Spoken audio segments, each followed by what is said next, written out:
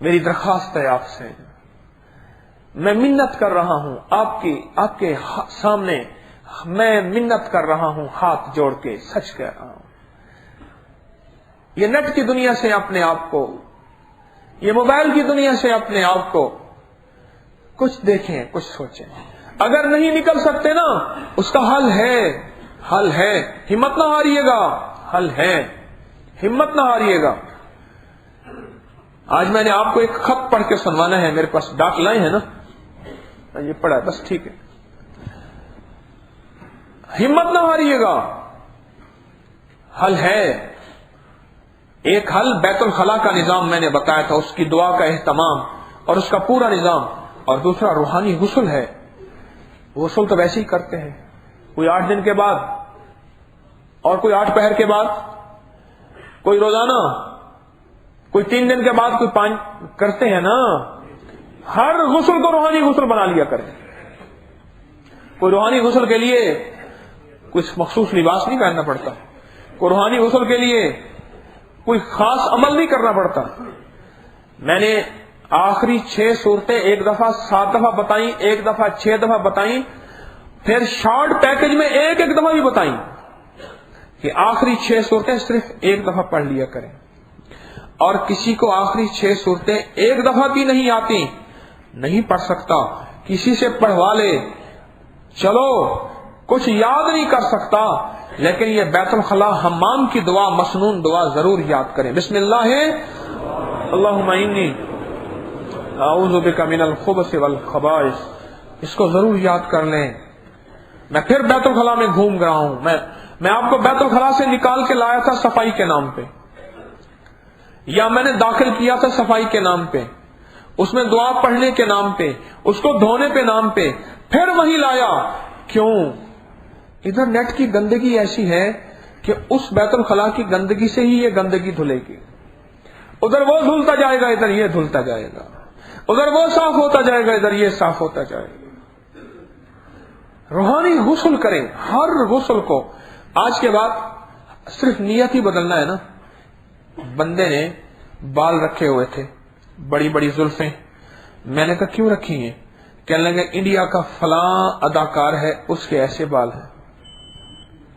میں نے کہا بڑے اچھے ہیں تیرے بال تو۔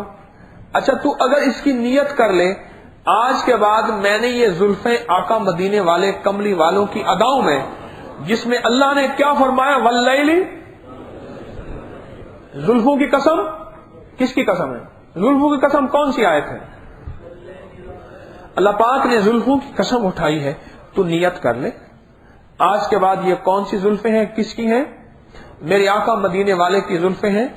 مدینے والے کا عاشق بھی بن جائے گا، دیوانہ بھی بن جائے گا، اور زلفیں بھی باقی رہیں گی۔ اور سچ پوچھ، تیری ہر زلف کی ہر لٹ کے ساتھ میرے خیال میں فرشتے جھولا جھولیں گے۔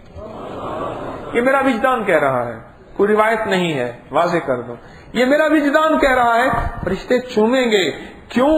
اب ادا بدلی ہے، اس نے اس سنت کو پورا کیا ہے کہ آخری دور میں جو میرے آقا مدینے والی کی ایک سنت کو پورا کرے گا 100 شہیدوں کا ثواب پائے گا۔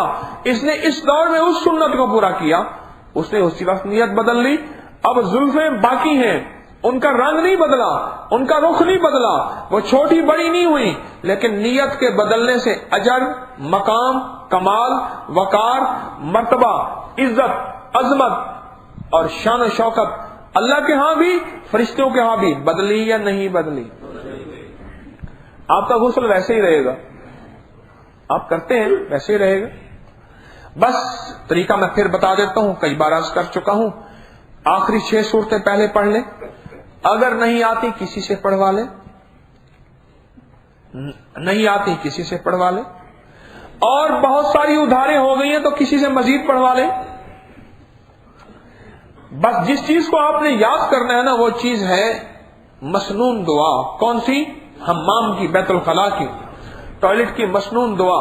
وہ دعا کیا ہے؟ بسم اللہ ہے، اللہم انی اعوذ بک من الخبث والخبائث۔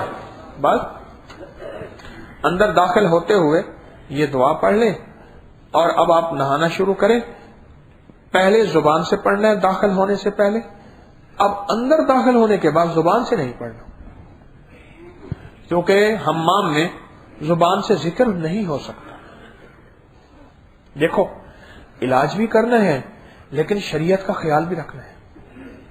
ٹھیک ہے, علاج بھی کرنا ہے, شریعت کا خیال بھی رکھنا ہے. اب آپ بیت الخلاء میں دعا پڑھیں, دل ہی دل میں پڑھیں اور خوب پڑھیں اور خوب پڑھیں اور خوب پڑھیں اور بہت زیادہ پڑھیں. پانی کے ہر قطرے کے ساتھ تصور کریں کہ اللہ تو اہل کشف لوگوں کو تو دکھا دیتا ہے نا,